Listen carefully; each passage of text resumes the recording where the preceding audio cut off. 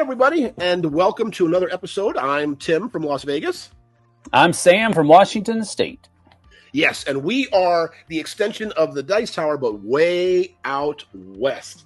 And just bringing you a little bit of flavor. We're still looking for a name. So we're still looking for a name. So make sure you know we've got a couple of suggestions so far, a couple of ideas, but we want to really find the right thing, right, Sam? Sure. To call this the right title. So please keep sending in suggestions, write in the comments and all that kind of stuff. But how's your week been, Sam? What have you been up to the past week? Dude, been doing so much that is actually kind of like not work related. We're doing a lot of right now we're in the middle of buying a new home, and we're trying to get a new place that has, so that all of our kids can be in their own rooms and that kind of stuff. That's exciting. We've got one that's headed off to college next year, and so that'll be a little bit of an extra room, maybe like a guest room or something like that. So we're doing that, and what I found is there is a mountain of paperwork that you have to be doing, and it's not like it's all at once and then okay, you're done. No, you do that, and then the loan officer says, hey, I need you to do this, this, this, this, and this. And then the real estate agent says, oh, yeah, by the way, I need you to do this, this, this, and this. Yeah. And so you've got two people sending you honey-do lists at multiple points throughout the week. And in order for you not to derail the whole situation, you have to get that done. And it's almost like sometimes you have to drop whatever you're doing and do all of this stuff. And then once you've got that done, you can go back to doing what you're doing. Well, I'm doing all of that along with also trying to start packing here in the house. Well, Jess has been doing most of that so far, but I'm doing all of that, doing all of the paperwork, picking up kids from school, dropping kids off at school. It's been a week. Nothing bad, but It's been a week. So that means you're pretty far in the process then. So you actually have the house selected and all that. Yes, we have the house selected. We have been pre-approved for the loan. We're supposed to close on December 4th, which is the week after Thanksgiving, and Thanksgiving is next week. So we're only about 2 weeks away from closing. And it looks like right now we're still going to be able to stay on track for that. But if they keep coming up with stuff. Yeah, if it doesn't, because I was surprised when you told me this yesterday. Yeah. If it doesn't snow, right? I mean, you guys had snow yesterday. We did have snow yesterday, yeah. Actually, it snowed overnight not last night, but the night before. And we only got about 6, maybe 7 inches overnight. So it wasn't that much. Oh, my. It wasn't that much. So it was just enough to make everything like traffic and people. It was just enough to make everybody move slower, which is why we couldn't record this yesterday. Because by the time I got my kid to school, he had 5 minutes, it was actually 3 minutes. He had 3 minutes to get from the car to his classroom. Usually I have him there about 15 minutes ahead of time.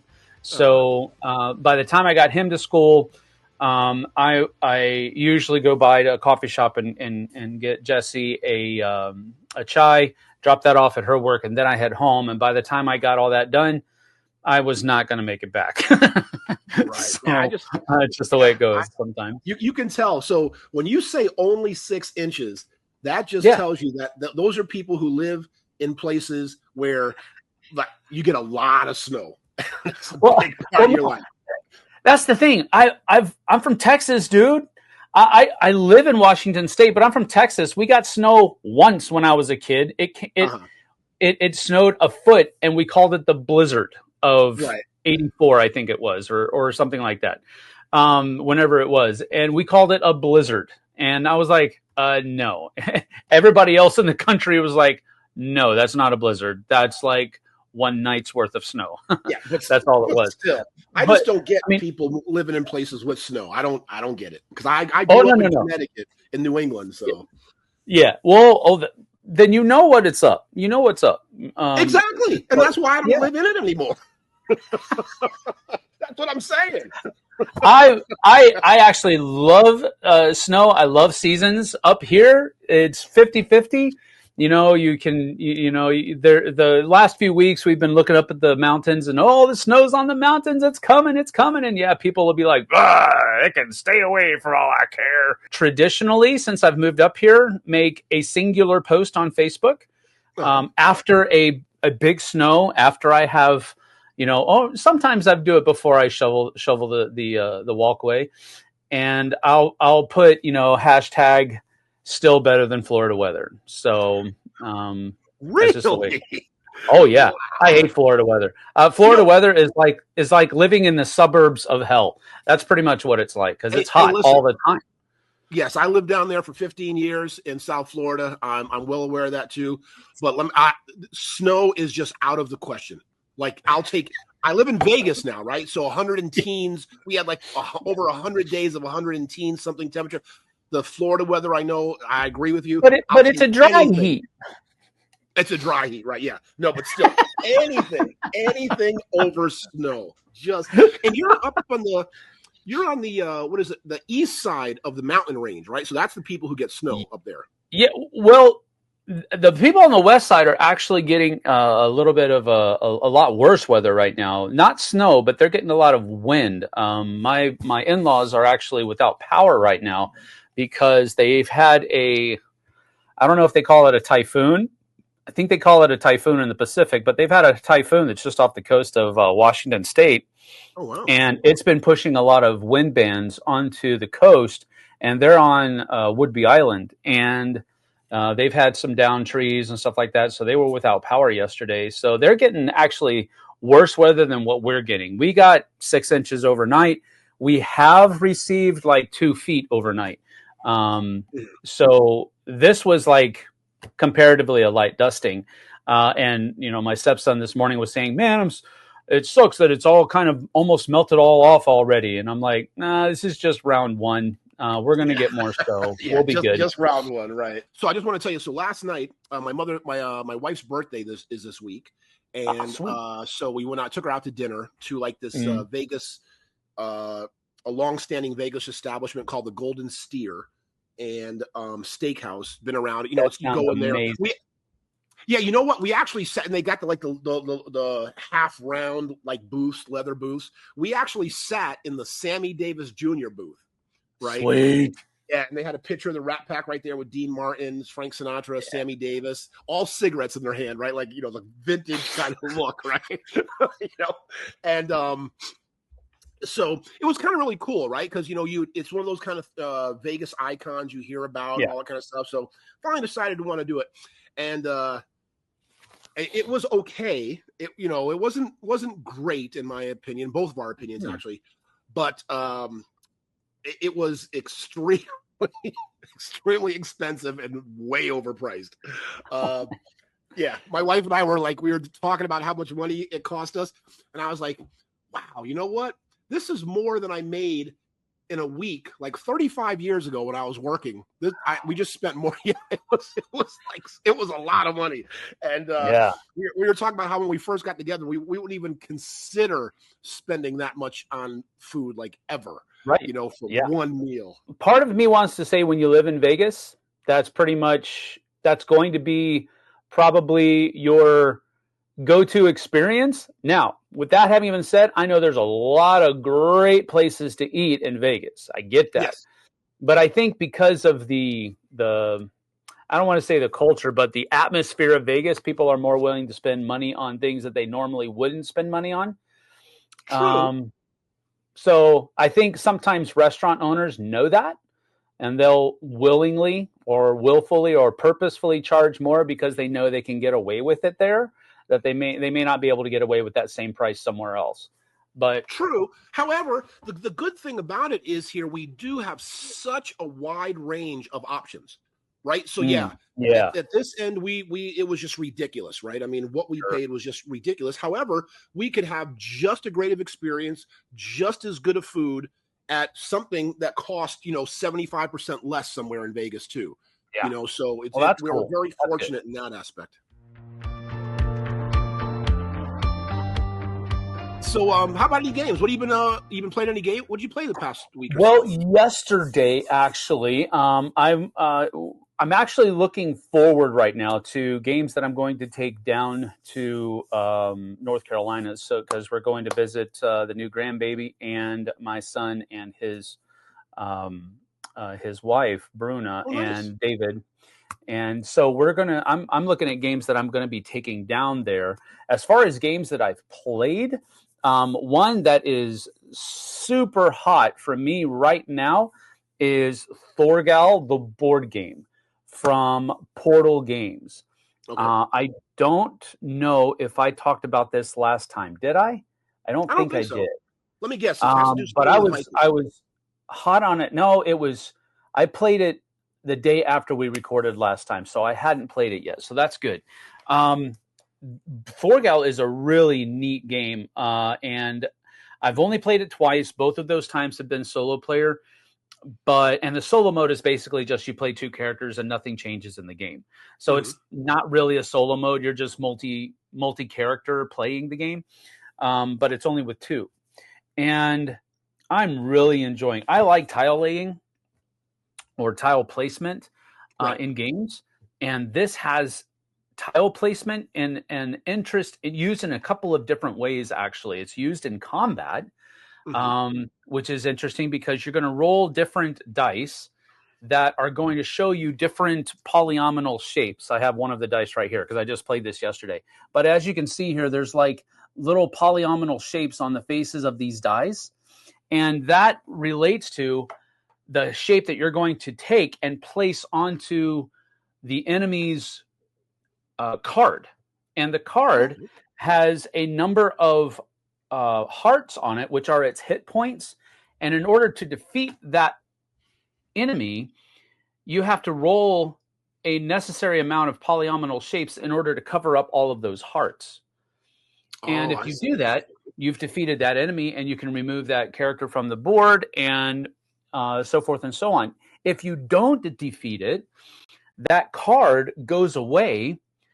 The enemy piece stays on the board. And the next time you want to fight that dude, it's not the same card. It's a different card that you draw from the deck for that color character. And now you might have to roll a completely different set of polynomial shapes in order to fill in those hearts. But there's also places on the cards. Let me just go ahead and show real quick. There's also little places on the cards that have these red and yellow shaded squares. And if you cover up those things, on the bottom of the card, it tells you things that will happen to you, different wounds that you have to take or different wound dice that you have to roll to see what kind of wound gets applied to your character. So it's a really neat system of tile placement for combat. But there's also another system. There's also a journeying or a traveling mechanism where you're placing tiles on journey cards that will look like this.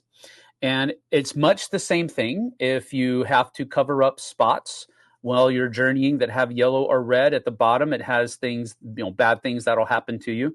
But once you get to this symbol right here, which basically is just that symbol on this column, then you're able to flip out another card to continue the journey. But the symbol that's up at the top here is something that you get, a reward for continuing the journey. It's a really neat thing. And then last thing, because this is the last way that the tile placement is done, this is your character sheet. And on your character sheet, you have this area right down here where you're going to be putting your wounds, those polynomial shapes in your wounds. And if you ever take a wound that you can't place into your character's wound area, that means you've died.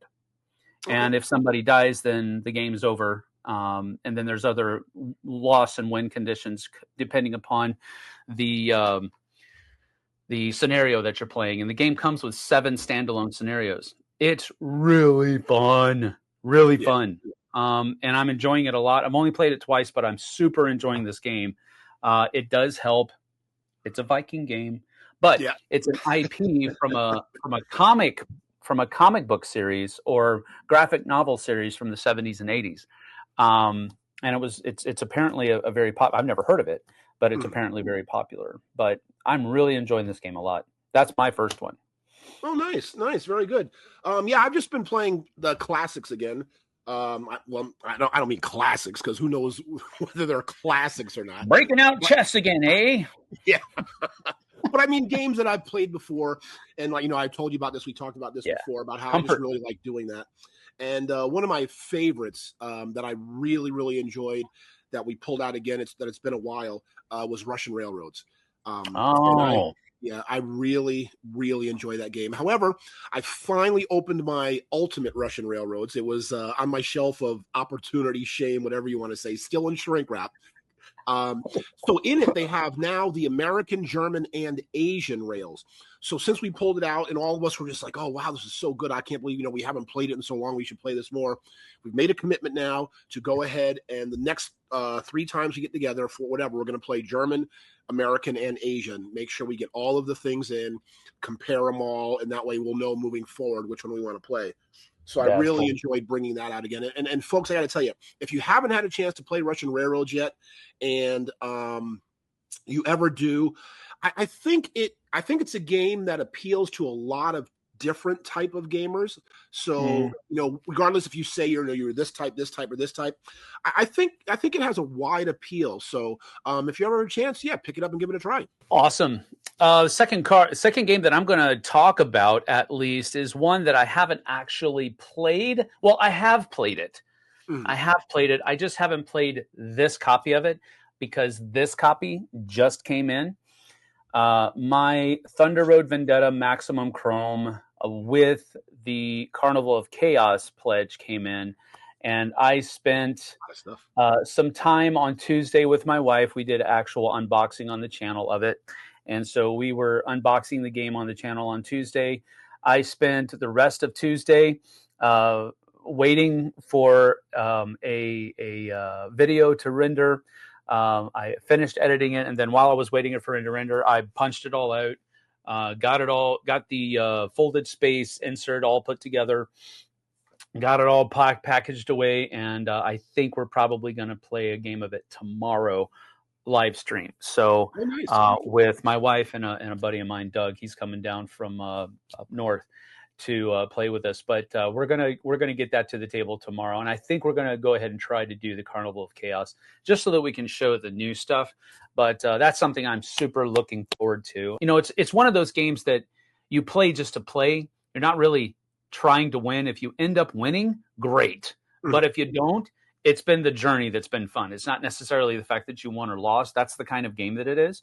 Right. And so it's just so much fun. It's just a fun game to do that. And it has that very much Mad Maxian feel to it where it's post-apocalyptic and people are just racing around. They've got, missiles strapped to their cars, and it's got that super strong Mad Max post-apocalyptic vibe that super works for it. And Carnival of Chaos brings into this feeling of like Beyond Thunderdome, if you saw Mad Max Beyond Thunderdome. And a lot of the stuff is like the main character of Carnival of Chaos is Turbo Tina. Wink, wink, and the metal coins that came with it says "In Tina We Trust" and all that kind of stuff. It's really funny.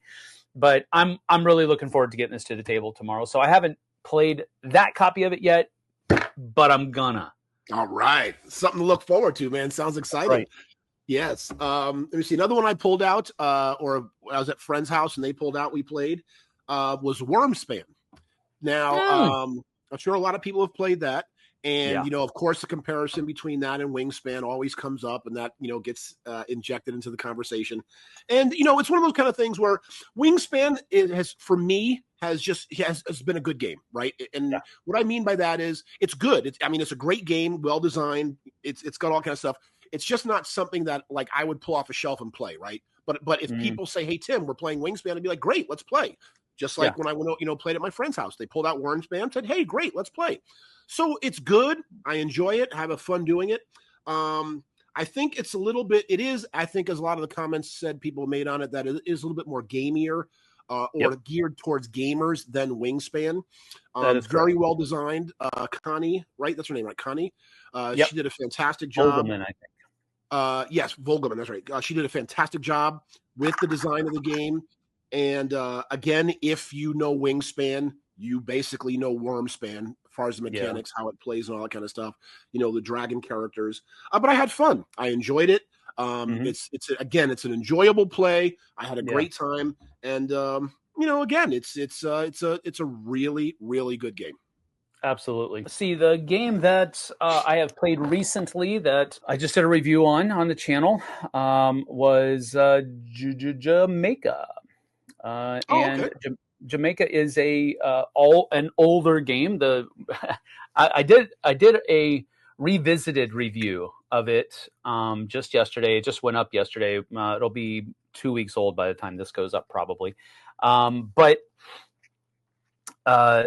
So the revisited review is this: Tom and I on episode 46 of Miami Dice. So this is even in the younger days of Miami Dice. We reviewed Jamaica for episode 46. Tom gave it 1.5 hooks up, and I gave it 2 eye patches up. So did you guys use props? Did you have a hook? Our rating? No, we didn't use props, but we were like, oh yeah, how are you going to do that? Oh, well, I'll just flip them up. And I'm like, wow, our rating system was spot on back then. But I mean, you can. Everybody can go watch the return or the last few minutes of to see what I rated it. But I've really been. It's. And this is kind of a spoiler, I guess, but it's super an evergreen. It's an evergreen game. It's 13. Actually, it's more than 13 years old. I said I wasn't going to use the boxes. I'm sorry.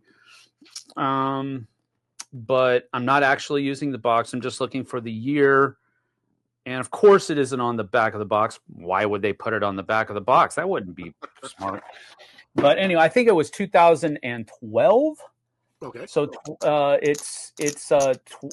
no. The video was 13 years ago. That's from 2007. So this is like a 17-year-old game. Mm-hmm. And we reviewed it 13 years ago, and it was something else. It's just continually been one of those kind of games that we can just go to and enjoy and teach it to new people, and they will enjoy it. And I've heard, negative comments on the backside of it, but not truly, but more like constructive comments where seasoned gamers have come back to it and have said, yeah, that was fun, but I don't know that I'll ever play it again because I'm past it, if that makes sense. No, absolutely. Whereas a newer gamer, it like opens their eyes to the possibilities. They're able to grasp it. They're able to grok it after like maybe turn round 1, maybe 2. Yep. They understand how to play. They understand what's going on, and they just enjoy the rest of the game playing it. And it's like an eye opener for them, but they still get it. It's a great gateway game, and it's also a game that more often than not does very well with seasoned gamers as well, because it feels kind of like almost like a palate cleanser in between 2 longer games. It could be that. I think this is a little bit long for something like that, but that's what it usually feels like. So I've really enjoyed Jamaica. It's an evergreen for me. So Jamaica, you're right, Sam. Jamaica is fantastic, and I agree with you 100% that with that sentiment that you said, there are those games where gamers like us, right, who play a lot of games, who gaming is part of our life, where we say that expression, we've moved past it, right? Yep. And in no way is that like anything bad, right? It's right. It's not. Right, but I know exactly what you mean, right? It's like there are now more games you would rather play ahead of that when you say that, but you're not saying anything negative about the game. Because again, we have so many choices, right? So it's one of those kind of things, but as you said, when it gets pulled out and it gets put to the table, you do enjoy it and you have a good time with it. Absolutely. Well, and then the last one I played, or, for the 3 here recently, is a game I love. Actually, Tom taught me this a couple years ago at Dice Tower East, I think it was, is Life of the Amazonia. And and the reason I like that so much, people compare it to Cascadia, of course, because it's very similar, except, you have the animals and it's, the Cascadia, plus a couple of things. But it's the thing I really enjoy about it, and I think why it's so satisfying to so many people, is it's such a great feeling seeing you actually put the little animals on, put the little flowers in the trees, and expand your jungle and grow it, lay the tiles down. So I think that's just very, very satisfying to see it grow and build and get those combos and work together. The game is a little long sometimes for me. However, with that being said, I think it's good because it's one of the very few games where you actually really feel like you have done all you wanted to do. Oh, that's cool. You know how there are some games where it's kind of like, oh man, I wish I had a couple more turns. I wish about. Yes. No, in this game, you really feel because of the length and because of this and that, you're like, wow, I really was able to kind of do everything I had set out to do. And I really enjoy playing that game. That's cool. Yeah, I was as you were talking, I was looking at pictures of it because I'd seen the box, but I had not seen a game of it set up yet. And man, is that a nice looking game! All of those little animal pieces and all that kind of stuff, that looks really cool. So one thing I didn't really catch from those pictures is are you all building a central area, or do you all have your own little personal biome that you're building out, like you do in Cascadia? Yeah, we do have our own little personal jungle. You have the tiles, which are the jungle tiles, which have 3 landscapes. I can't remember the exact term, like the desert, water, and jungle, for lack of a better term, those 3. Right. Lay them down, try to connect them, and you place each animal has a habitat it needs to be in or that it's required to be in. Same thing with the plants and the trees and the flowers. It's really good, really well designed, and always have a fun time playing that game. Would you call it a next step from Cascadia, or is it a couple of steps up? Well, you know what? That's a tough question because it's almost kind of like parallel. Well, what I mean by that, Sam, is again, like we were talking about the easy conversation last week, right? Yep. I don't know how to address that question to what audience is listening because the answer would be different to who I'm addressing it to, because it's very sort of parallel, but with different components, but you're kind of doing the same kind of thing. It has sort of the same sort of objectives where you need to have, like, say, a leapfrog next to in water, next to, like, I think it's every 3 water lilies, it scores points or something for each set. So it's kind of the same thing in a sense, but it just has a little bit more options, a little bit more things. So yeah, it's if you like Cascadia, I would say this. If you like Cascadia, love Cascadia, you'll definitely like and love Life of the Amazonia as well. Oh, okay. Well, that makes sense then. See, I've actually up here in the Pacific Northwest, which is where Cascadia is pretty much about. It's very easy to get Cascadia to the table, even with newer players, because they see that it's about our ecosystem. And they're immediately interested because a lot of people up here are very interested in nature. So nature themes, generally speaking, do very well up here. And so Cascadia is up here. I don't know that it would be in other parts of the country, but up here, it definitely feels like a gateway game, even though for my personal taste, I think it's probably a little bit on the heavier side for a really good gateway game. Up here, it does really well. So that's kind of the context in which I'm asking. It sounds like, though, from your description, is that it probably is a next step, or maybe a next couple of steps from Cascadia, because it just sounds a little bit more complex. But I get what you're saying, that it's kind of adjacent to it. Correct. So that's interesting. I'm gonna have to look into it. Yeah, but however, Sam, I would say to the people you're talking about, it's funny how games that may even be a little bit more complex, but when you add the elements of the tactile part, right? I know what you're going to say. Yep. Yeah, go ahead. Putting that little stuff, I think it makes it sort of easier because, Cascadia just has the tiles, right? And it's a little bit abstract, a little bit math. But when you actually have a little tree you have to put down, and then you have like a little jaguar figure you put down, absolutely. I think it makes it easier in that sense. Yeah, no, I totally get it. And I've always said, and I kind of jabbed you about this last time, but theme makes the pill go down a little bit easier. Because the theme, especially if you have an interest in the theme or an interest in the IP, there's a familiarity with that part of the game that helps explain some of the more abstract mechanisms that are used in that game. So I totally get what you're saying. Totally get it. Yeah, absolutely. Yeah, it does. And like you said, I may be my you theme. are. You just don't know it yet. It's coming out. Right? Precognition. I know where you are, Tim. Yeah, so what we're so the topic we wanted to talk about today, I thought was very interesting. And Sam, we're going to go ahead and kind of start it off and get into it. But what we're going to talk about is we're going to talk about how say maybe people react to reviewers,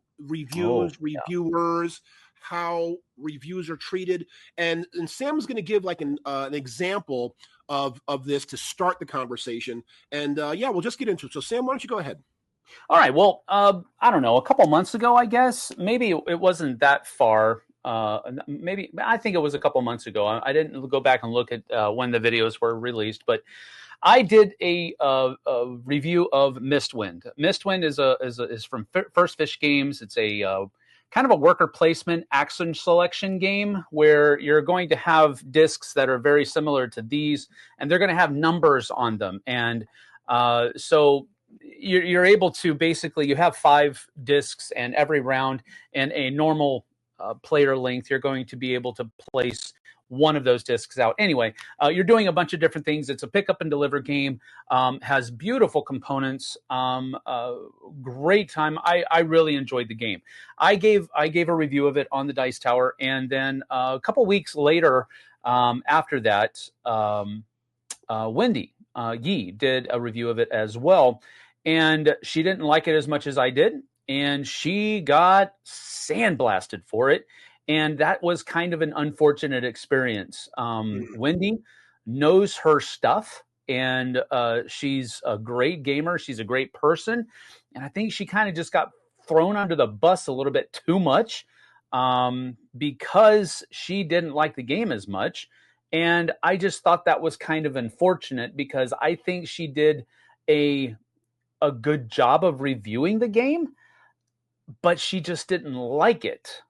And a lot of people that do like it didn't treat her very fairly. Now, there were a lot of other people that were in the comments and all that kind of stuff. I don't want it to make it seem like it was overly like,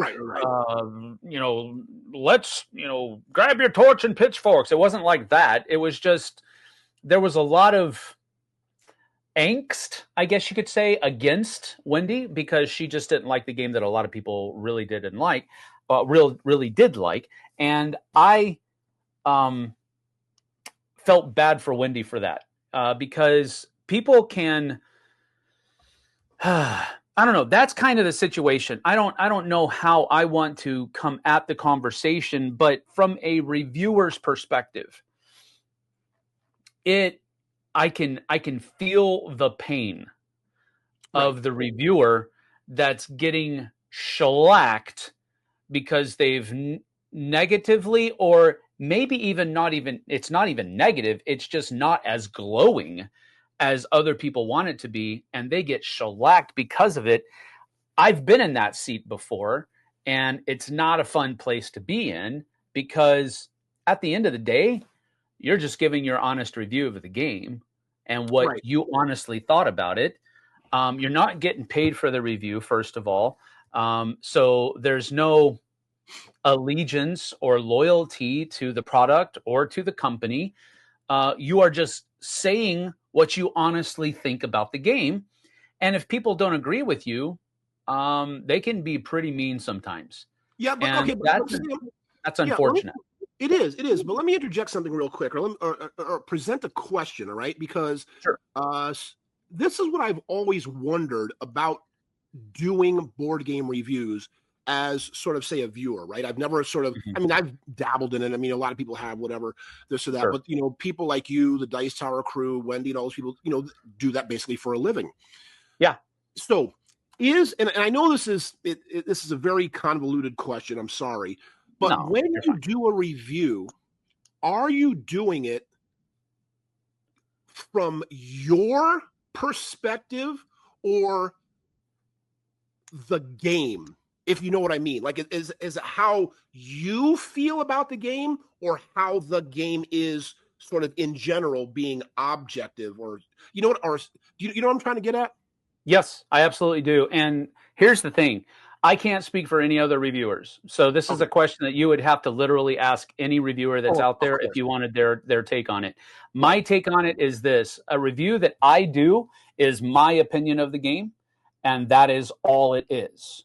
Now, some reviewers will probably disagree with you in that you can have an objectively viable review of a game. I disagree with that because one of my monikers is not all games are for all people. So while you hated the game, or somebody else, I'm not pointing at you, Tim. Poke, poke, poke. I'm not doing that. While somebody else hates the game, you might really enjoy it.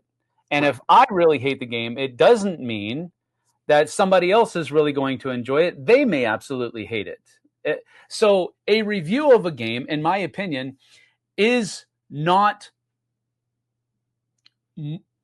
usually, I'll put it that way, objective. It's always subjective because it's subjective to the person who's reviewing the game. Because you take mechanism A and they don't like mechanism A. Well, that's the main mechanism of the game. Well, if they don't like that mechanism, then they're not going to enjoy the game as much. So they're probably going to give it a lesser review because of it, because they don't enjoy that main mechanism. Yeah, but it's always subjective. Yeah, but so okay. So here's like kind of the reason I'm bringing this up for example. So pretty much it was unanimous at the Dice Tower, if I can remember correctly, and I'm sorry if I'm wrong, but Earth, the game Earth, was universally praised, loved by everybody at the Dice Tower. Okay, sure. For me, and again, it kind of exactly what you were talking about. Earth is a fantastic game. It's a great game. It's enjoyable. It's fun. For me personally, I don't like games where there's sort of simultaneous action. Because okay, well, stop right there. Time out. Yes. You said you had fun playing it, or you said that it was a fun game, but then you followed that statement with basically, and apologize if I'm putting words in your mouth, I didn't like it. So did you have fun not liking it? Or no, I'm sorry. No, good point. And I'm sorry. And thanks for making me clarify. So games like that, I'll give you a couple of examples. So there's Earth, there's Planet Unknown, Fantastic Factories. These games that have the simultaneous play where everybody's doing things make me real anxious. And what I mean by that is I make mistakes, right? People make mistakes. I like the games where you narrate your turn. Everybody can hear what's going on, see what's going on. Because at the end of those games, like Earth, Planet Unknown, Fantastic Factories, people are like, oh, I've got 300 points. I've won. And I'm like, great, good for you. I don't care because I have no idea what you did. Great, good. Right. So that's where I just want to clarify my stance on that. But what I mean is I could, and thank again for clarifying. What I could mean is I could see how Earth was fun, right? Yeah. I could see the play, and that's what I mean. It's a great game. It's fantastic. But for me personally, it's not. It's not. Yeah. Oh, well, and that's exactly what I'm talking about here.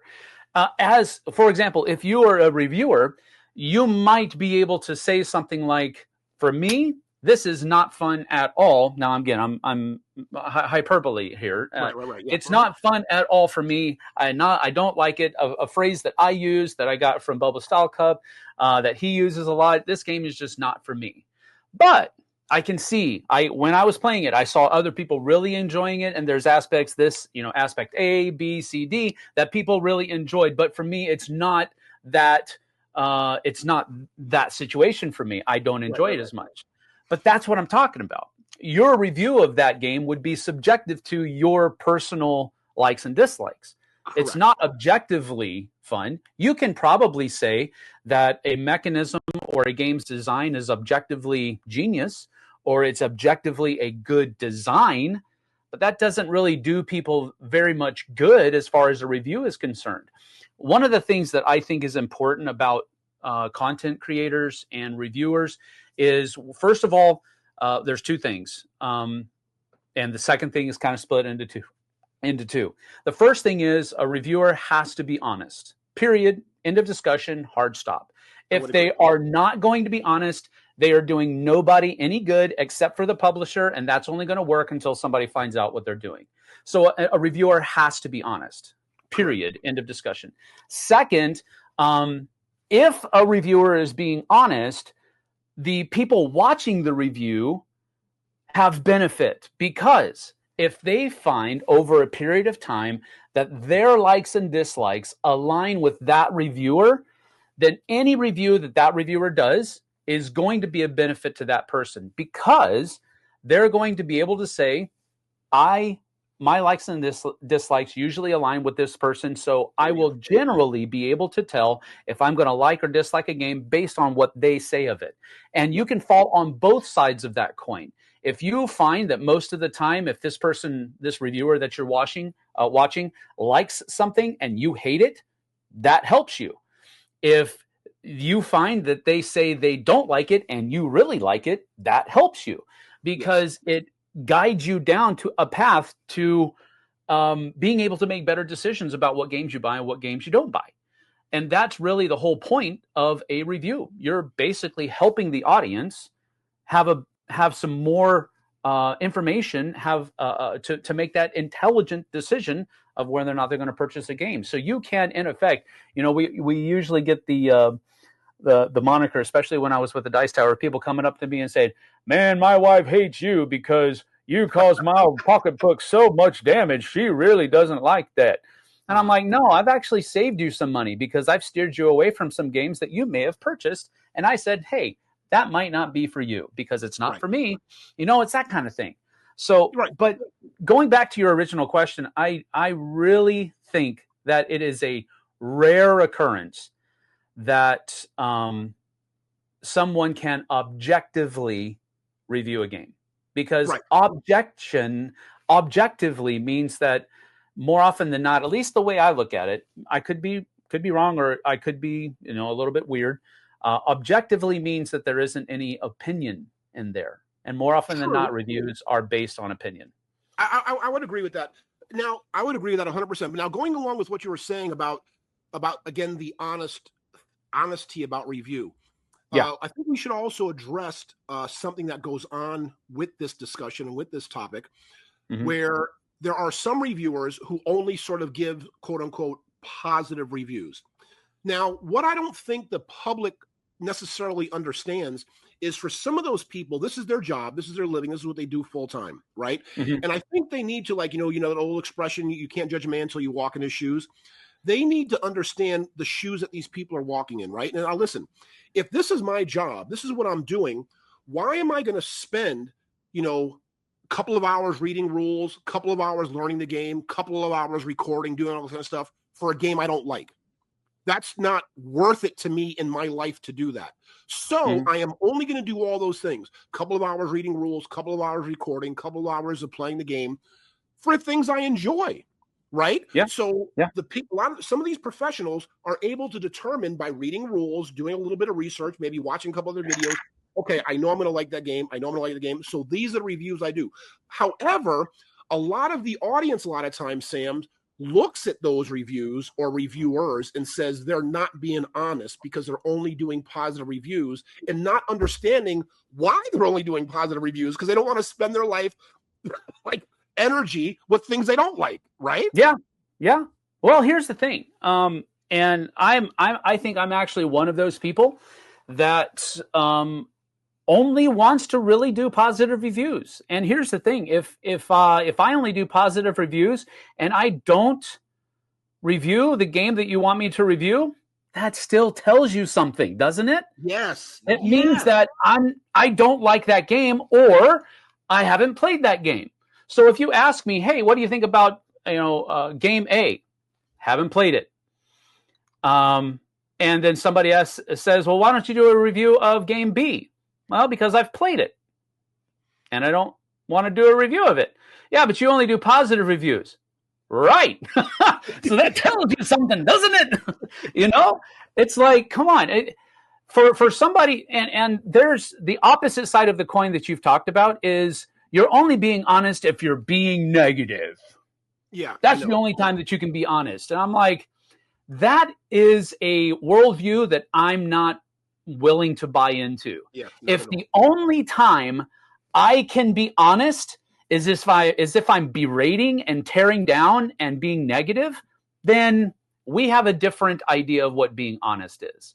Absolutely. And that shows a very clear worldview that you have in that the world is a very negative place. Well, I'm not going to buy into that. The phrase that I've adopted from one of my favorite bands is the term tragedy vampires.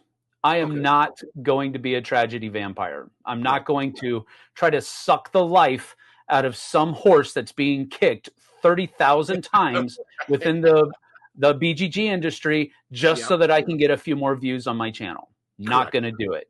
Yes. I would very much rather try to influence the culture around me in a positive way rather than a negative way. Absolutely. So go ahead. Yeah.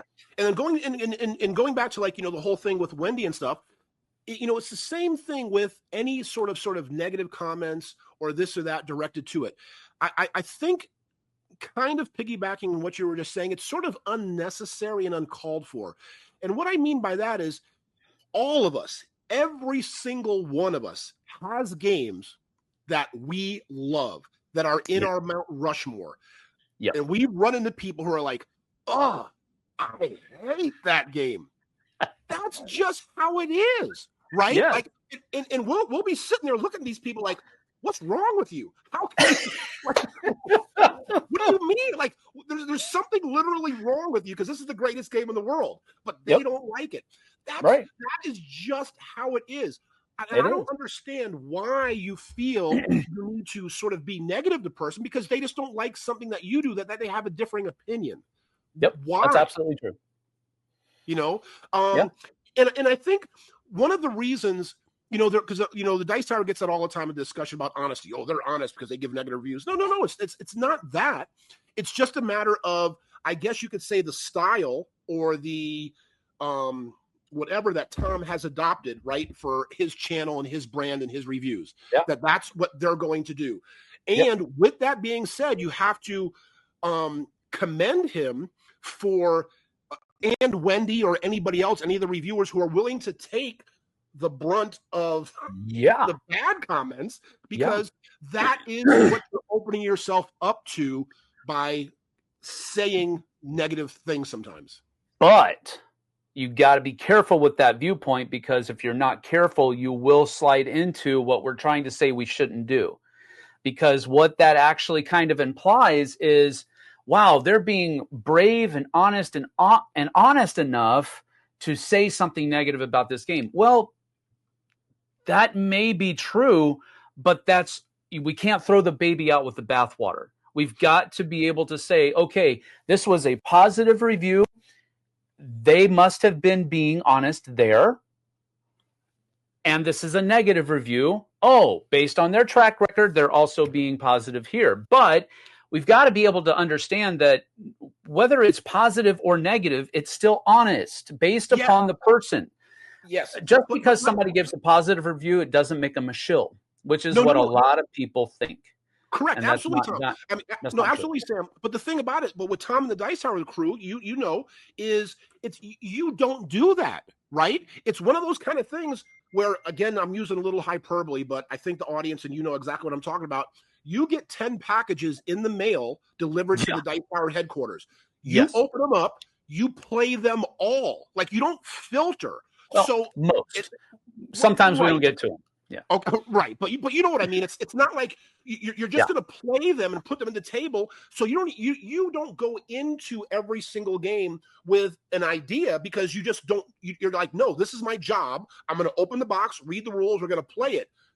This game was horrible. Open up the box, read the rules, play it. Yep. Wow, this game was fantastic. So you are just relaying each individual experience, but you haven't gone into each experience with any sort of preconceptions or anything, right? You've just lived the experience, and you are relaying your experience to the audience. Absolutely, absolutely, and even and that is exactly what the Dice Tower does. They will play as many games as they possibly can. Generally speaking, not with no regard, rather, to whether or not they're going to like it, and then they will give an honest report about their experience with the game. But I will say that and again, trying to connect all of the dots here, that's not necessarily objective. That's still subjective. Correct. So there's that. But on top of that, there's a lot of games that we don't get to because, well, and again, this is based on my experience of when I was in the studio and on site with the Dice Tower.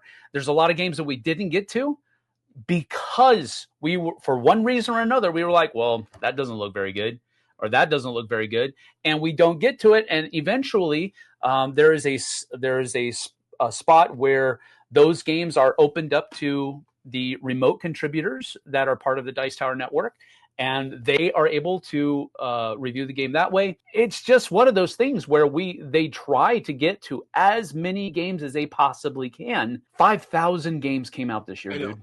There's so many, so it's very hard. It's very 5,000 games. So it's like there's no way that any one entity is going to be able. No, I mean, I guess if you're large enough, you could literally play every game that came out, but you would have to be. I mean, you'd have to be much larger than the Dice Tower.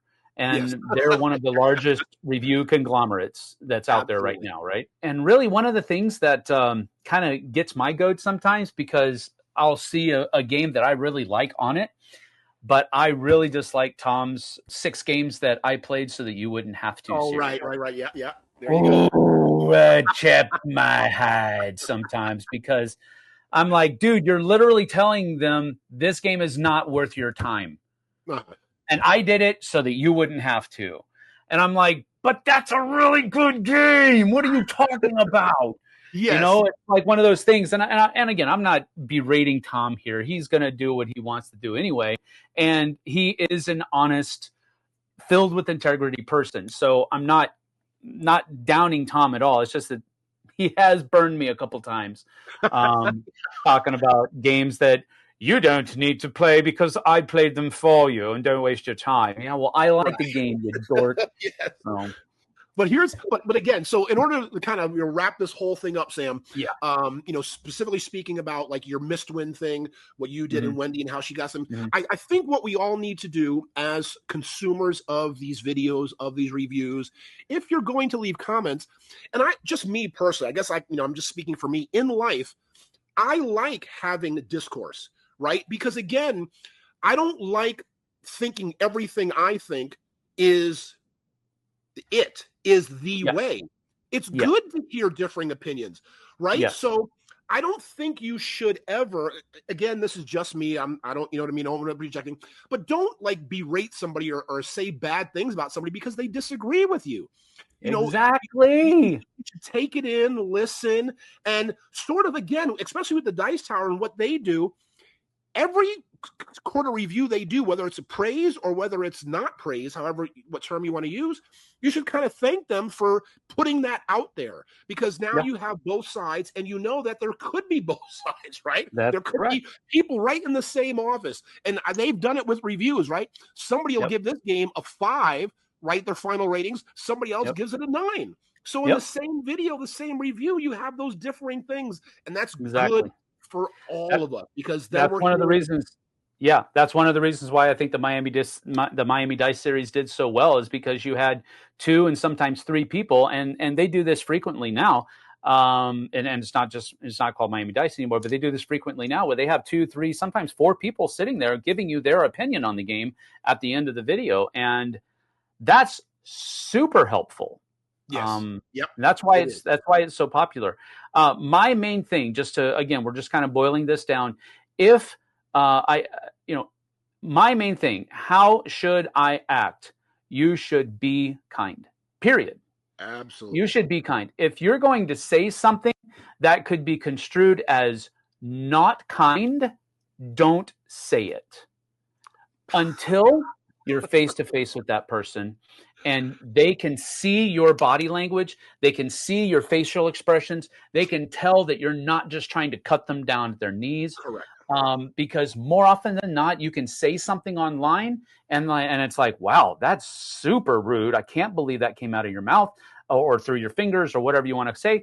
But if you're saying the same thing and you're standing in the same presence as the person, and they can see your body language, they can see your facial expressions, they can hear your tone of voice, they can tell that you're not just berating them, they're actually trying to provide constructive criticism. My problem with open dialogue, if you want to call it that, on the internet right now, it's not really that. It's just, I'm going to spout whatever I want to say, and you're going to have to accept it because, I have anonymity, and kindness doesn't enter into your tone, doesn't enter your word choice. It doesn't enter into anything at all. And I think that's the general thing. Be kind. And I think if more people try to simply install that one thing in their online interactions, we'd be living in a better place. Absolutely, Sam. And that's a great way to put an end on it. And I just want to add real quick onto that, be kind. But again, why take the 30 seconds, a minute out of your life, whatever it takes to type something, if it's bad? Exactly. Don't waste that time of your life for negativity. Just be kind. Be kind. That's right, man. Absolutely. Be kind, be good to one each other, and appreciate the hard work that a lot of these reviewers do for you. To give you this unfiltered information, positive or negative. So it's all good. Well, Sam, it's been an absolute pleasure spending some more time with you. And I really, really enjoy our conversations. I really enjoy that. And again, folks, please make sure that you comment below. Let us know your thoughts, maybe things you'd like to see, topics you'd like to see discussed, and let us know how we're doing. So that way we can move forward and give you more content. And be sure to check out Sam's channel. Be sure to check out all the reviews on the Dice Tower and everything like that. And we're not going to see you. Well, next time we see you, we will have had Thanksgiving. So we wish you all a tremendous holiday with your friends, your family, whoever you can spend it with. Hopefully you'll get a chance to play some games and eat some good food. I know I will. So thanks again, folks, and we'll see you in next episode. That's right. We'll see you guys and gals on the flip side. Flipside of Board Games over on YouTube. That's my channel. I know Tim already mentioned it, but take care, you guys. See you later. All right. Bye-bye.